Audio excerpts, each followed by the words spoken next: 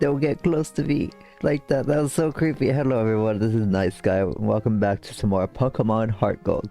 Today I'm going to be going over the Johto Safari Zone. It is unlocked as soon as you leave the lighthouse after healing and feed the Ampharos with a medicine from Cianwood. Let me just show you where we are on the map. Here is Cianwood. The episode is just going to be dedicated to what you can do during the main story. Without further ado, is this a town signage? No, it's the entrance to the road for the Safari Zone.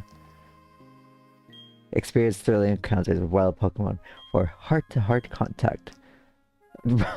Sorry, the Safari Zone is just around the corner for this entrance. Oh man, I'm so impatient to get right into the Safari Zone. I exited the signage twice. What do you say? Did you know there's a Safari Zone just around the corner? It's really fun. You will see many different kinds of Pokemon. That's all you can catch. There's no reason not to go, right? Just around the corner. It won't take too long. Why don't you just by, won't you? Oh man, you are really pushy, but today is your lucky day because that's exactly what I'm gonna do. Alright, it's just over there. Get up the stairs and you'll be outside. Then it's only a few paces away.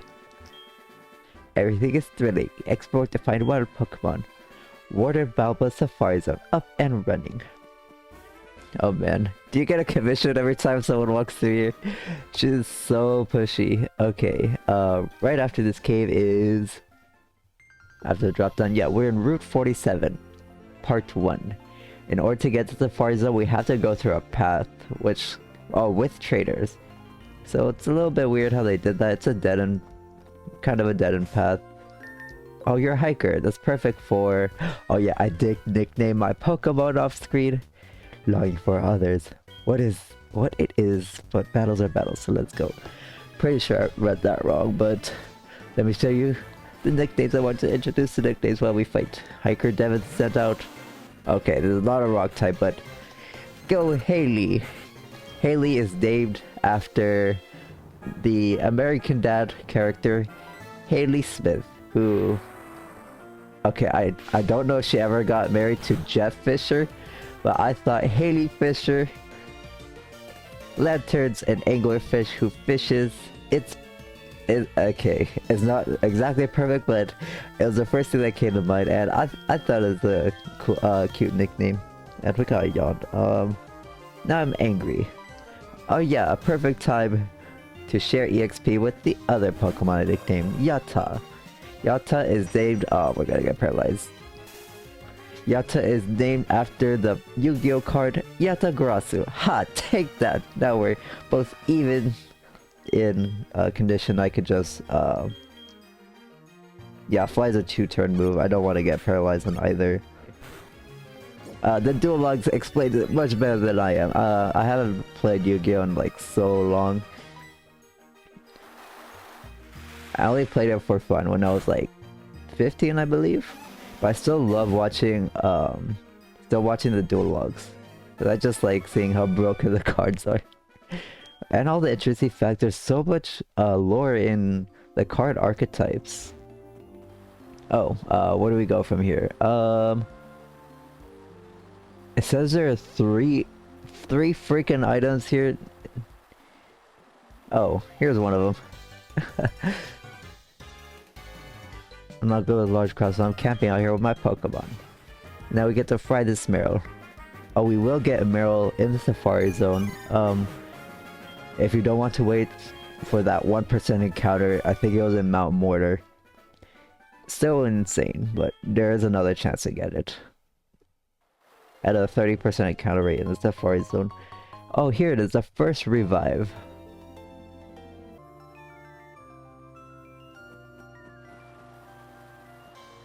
Okay, sorry, one of the items was hidden, and for some reason, I did not put in my notes where the hidden item was. What do you say? If you see a fork in the road inside a cave, most likely one way is right, and the other leads to a dead end. The people can't help trying both. So you have to go up the ladder or go down the ladder. Well, the right ladder is right? Because it is right. We're supposed to go down first. There is a new Pokemon to encounter here. In fact, you can get a 2% encounter Steelix around here. No need to trade for it. And a Misdreavus. But we're supposed to go down here because it leads to a dead end and there should be a hidden item somewhere. We could also catch some surf Pokemon.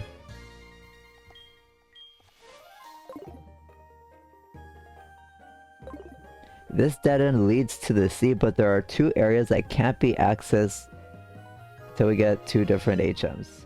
Okay, the right side is a dead end. This is what I was looking for. I was looking for this pearl.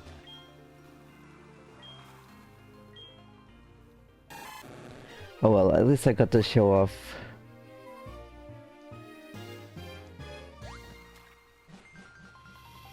Okay, you know what? I'm not gonna do a voiceover or live commentary for that section. I'll just do the bios. Now that we've gone to the Cliff Cave's dead end towards the right. The right is not right. It leads to a dead end for now.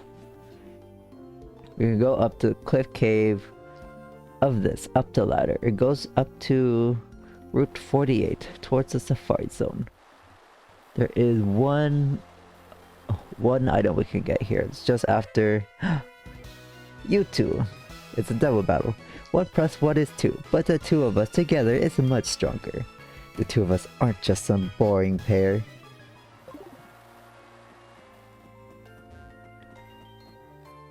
And yeah, we can get this item. It's right down here. We got a lagging tail. I forgot what it does, but I can look it up. To be held by a Pokemon is tremendously heavy. It makes the holder more slower than usual.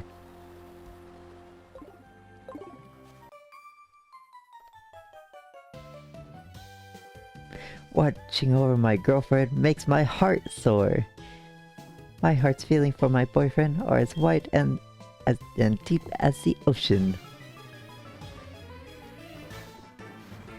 Alright, get a room, you two. We're challenged by young couple Duff and Ida. And you're the infamous couple that people love to reference in their meme. The classic Onyx Cloister innuendo. And if you don't know why this is a weird combo for this couple to have, stay off the internet. You're too pure for this world. We need to protect you. But yeah, we could just one-shot both of them. Cloister has really crappy special defense, and Haley could just splash some water even with her lackluster special attack. And the sandstorm. I'm sorry, Yata, but it's for the greater good. We get splash some water on this Onyx. Now, get out of here. Go home. I was no match for you. You're really something. Thank you for your money. We no longer need to deposit money to our mother. And that's all the items we can get. And I believe all the trainers. Or is it? We're in Route 48. Oh, it's to the Safari Zone, right? North to Safari Zone. Oh, there's some new Pokemon here. There's no new Johto Pokemon, but only Kanto ones.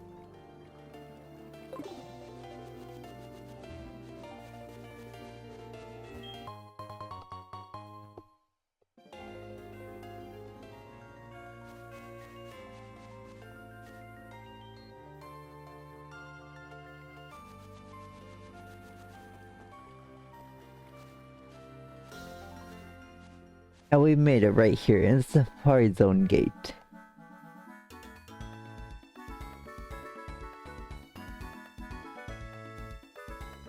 We can buy some useful stuff here. Do you sell it or are you just an NPC? Safari Zone makes me feel like I'm in a foreign country. It brings up a strange feeling. Oh, you want to buy something? Can you wait while I get it ready? Just a minute. Welcome, what did you— oh, I thought we had to come back for some reason. You sell us Dust Ball, Quick Ball, and Nest Ball. 2 really good Pokeballs and 1 kind of bad one. The Dust Ball. It is so OP. It is 3.5 times catch rate in a cave or at night. Otherwise, it is 1 time. There are so many Pokemon you can catch in a cave, and you can set your time to night. This is the most useful ball to complete your Pokedex with. Well, some would argue it would be the quick ball. Actually, it is also an OP Pokeball. It is a 4 times catch rate only on turn 1. After that, it is 1 times catch rate. It's okay. A lot of people like to meme on the quick ball how it's such an ugly Pokeball to catch random shinies with. But you could just RG manipulate if you really want to. That's just my opinion. And the Nest Ball, it has its catch rate increases for Pokemon below level 30. Here's a chart. It's pretty bad, even in later gens when it's buffed a bit more. Use this Pokeball for cosmetic purposes. It's a bad Pokeball otherwise. You can get these earlier in the Goldenrod lottery. Like I did trying to get the Oran Berries. You can get those via those methods by changing your day, seeing which Pokeball is available on that day. There are many Pokemon to choose from, but nothing beats the cuteness of Slowpoke. People often say that I look like one. Oh my god. I'm not gonna lie, Slowpoke is pretty cute. It is one of my favorite Pokemon, but I wouldn't take looking like one as a compliment. I decided to carry Pokemon drinks. This will be new to me, but I will do my best. Welcome, what do you need? What do you sell us? Oh my god, okay. We can already get these from Goldenrod. The vitamins.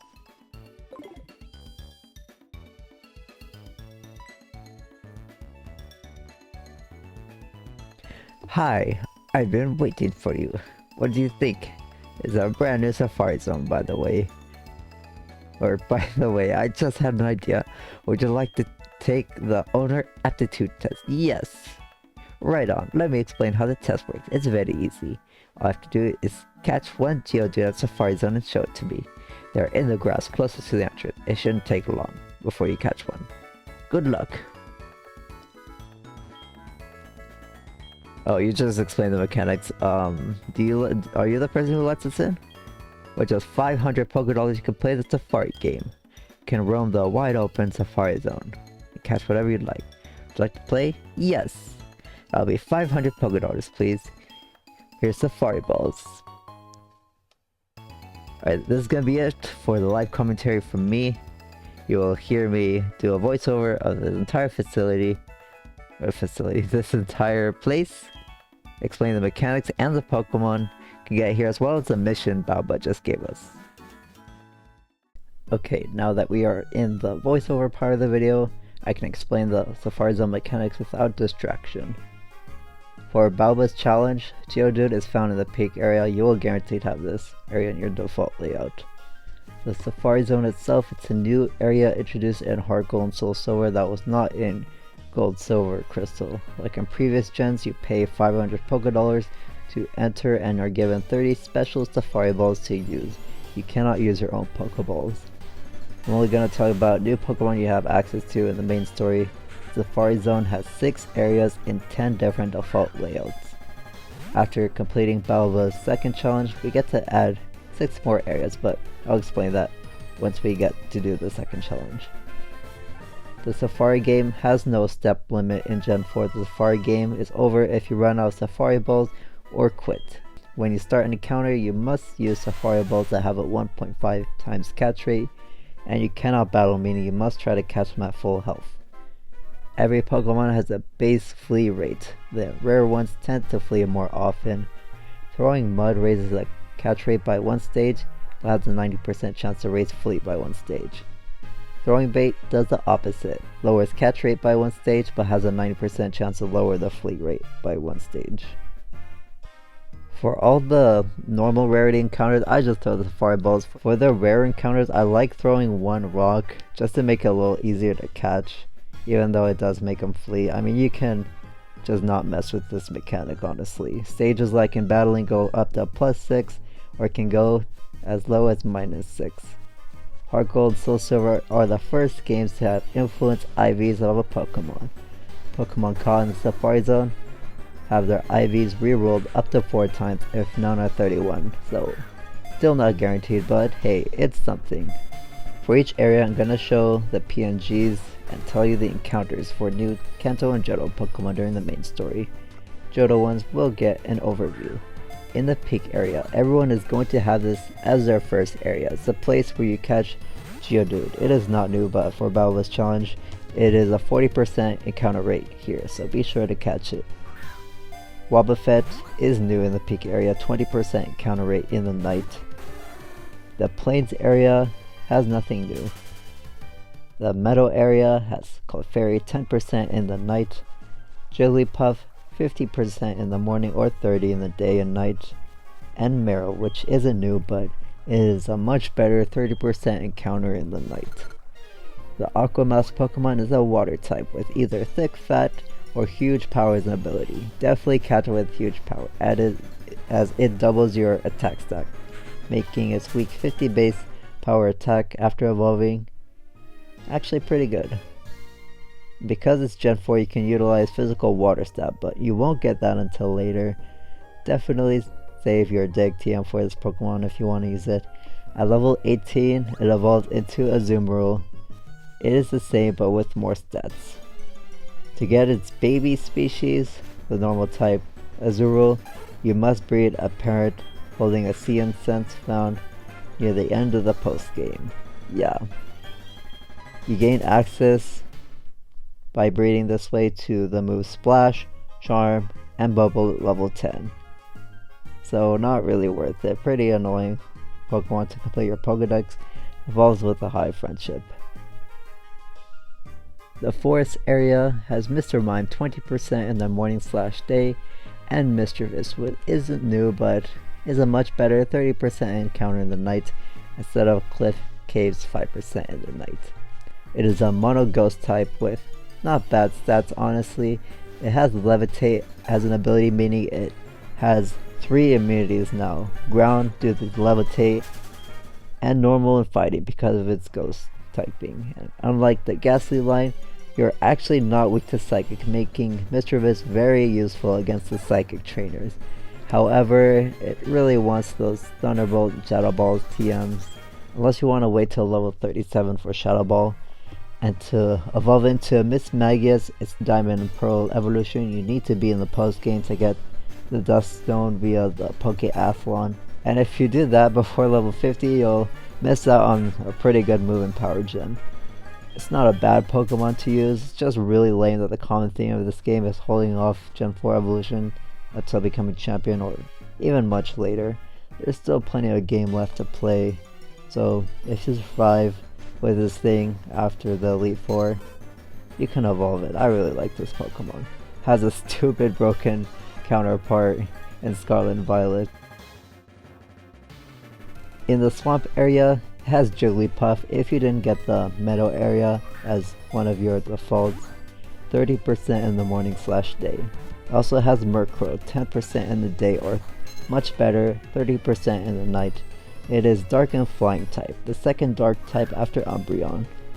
It can have for an ability Insomnia, preventing sleep, or the newly added in Gen 4 Super Luck, raising its crit rate by 1 stage, so it now has a 1 in 8 chance to crit instead of 1 in 16. It is a strong and fast mixed attacker, but it is very, very frail. It will not evolve either until right after becoming champion, because you need an evolution stone unlocked after the Nat Dex in the Pokeathlon Dome, like Mischievous. It's gonna be really tough keeping it alive versus all those high base stat totals, so much more than Mischievous. If you use that Dust Stone, Murkrow evolves into Honchkrow, its evolution in Diamond and Pearl. Make sure you're at level 45 because you can have Sucker Punch in your moveset. If you do it before, you'll miss out on this really good move. For some reason, they nerfed its speed. It is much slower now as a Honchkrow, and as a dark type it is much harder to use compared to Umbreon. And even as a flying type, it doesn't do very well versus fighting types because of your low defenses and your dark typing making you defensively neutral to fighting. Really sucks. Honchkrow is kind of a bad value team member. I've used one in Brilliant Diamond, and its speed and frailty, even after fully evolving, was a lot more trouble than I anticipated. The marshland area has Grimer, is much more common while surfing. It is a 30% encounter while surfing. The mountain area has Lickitung, 30% in the morning/day, and Larvitar, 10% in the morning/day in this area. It is a tough 45 catch rate though. Larvitar was blessed to be put in the main story of HeartGold and SoulSilver. In the original games, it was locked until right at the end of the post-game. It is a rock and ground typing, infamously bad typing. It has one ability, but it's a good one, Guts. You have a great rock stab early on in Rock Slide, granted it's 90% accurate, and you'll get Dark Pulse leveling up for coverage at level 28 as well. It evolves at level 30 into Pupitar. Its ability changes into Shed Skin, 30% chance to heal its status at the end of each turn. Other than that, it's the same as Larvitar, even its stats just a bit higher. Its defenses isn't fittingly high like its Pokédex entries would lead you to believe, which was a bit strange to me. For its level up moves, level 41 you can replace Dark Pulse with Crunch, and if you want to forego using the Earthquake TM, you can learn Earthquake naturally at level 47. But at level 55, quite a bit into the post game, not too far after. Like I always say, there's a lot of game to play after the post game. Pupitar comes out of its shell to evolve into Johto's pseudo-legendary Tyranitar, the armor Pokemon. Its ground typing changes into Dark, meaning you lose that Earthquake stab, and its ability changes yet again, this time into Sandstream, which summons endless sandstorm unless another weather is set up. Tyranitar is a very strong and bulky tank, but it is much harder to use than Dragonite because it is a lot slower than Dragonite and it has 7 weaknesses, eating a ton into your otherwise great bulk. And its Sandstream will often harm your own teammates unless you're building a Sand team, which can be pretty interesting for a playthrough. It's a strong team member, it takes quite a bit of patience though due to this level requirements and skill because of its typing. Extremely strong, it can change the landscape. It has an insolent nature that makes it not care about others. The wasteland area has just Kangaskhan, that's new, 20% in the morning/day. The savannah area has Rhyhorn, 10% in the morning/day. And finally, the wetland has nothing new.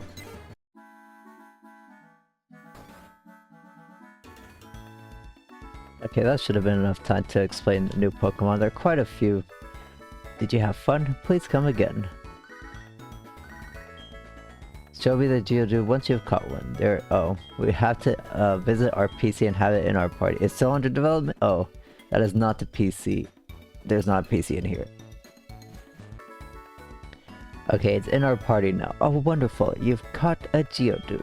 You've passed the first test. Huh? Didn't I tell you there are 2 tests?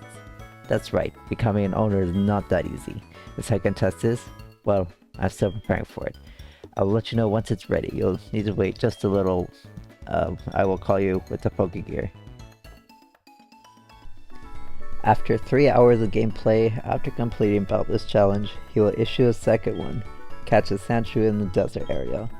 We have to use the area customizer to add the desert area into our 6 area slots because it is one of the 2 new areas we didn't have before. The area customizer is a purple PC looking thing.